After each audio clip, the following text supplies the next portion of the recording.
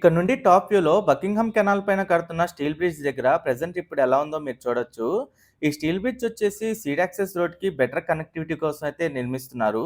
Seed access road phase 3 ఏదైతే ఉందో అది మొత్తం ఎలివేటర్ కారిడార్‌తో అయితే ఉంటుంది. ఎలివేటర్ కారిడార్ అంటే ఎక్కడ కనెక్ట్ అవ్వదు. అంటే ఉండవల్లి దగ్గర నుండి స్టార్ట్ అయ్యి మణిపాల్ హాస్పిటల్ దగ్గర నేషనల్ హైవే 16తో అయితే కనెక్ట్ అవుతుంది. అక్కడ ట్రంపెట్ ఇంటర్చేంజ్ ద్వారా హైవేకి అయితే కనెక్టివిటీ ఇస్తారు. అలాగే ఈ స్టీల్ బ్రిడ్జ్ ద్వారా ప్రకాశం బ్యారేజ్ నుండి వచ్చే వెహికల్స్ కానీ, ఉండవల్లి నుండి వచ్చే వెహికల్స్‌తో అయితే కనెక్టివిటీ ఇస్తారు.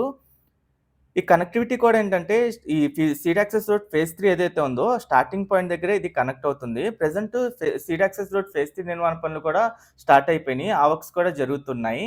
ఫేజ్ 3లో స్టార్టింగ్‌లోనే ఒక బ్రిడ్జ్ అయితే వస్తుంది. ఆ బ్రిడ్జ్‌కి సంబంధించిన పైలింగ్ వర్క్స్ అయితే జరుగుతున్నాయి. ఆ బ్రిడ్జ్ 293 మీటర్స్‌తో అయితే ఉంటుంది. అలాగే ఈ స్టీల్ బ్రిడ్జ్ వచ్చేసి 128 మీటర్లతో అయితే ఉంటుంది. లాస్ట్ టైమ్ మనం ఈ స్టీల్ బ్రిడ్జ్‌కి సంబంధించిన అప్డేట్ ఇచ్చినప్పుడు ఒకవైపు గట్టర్ లాంచింగ్ వర్క్స్ అయితే జరుగుతున్నాయి. ప్రెజెంట్ ఇంకోవైపు కూడా గట్టర్ లాంచింగ్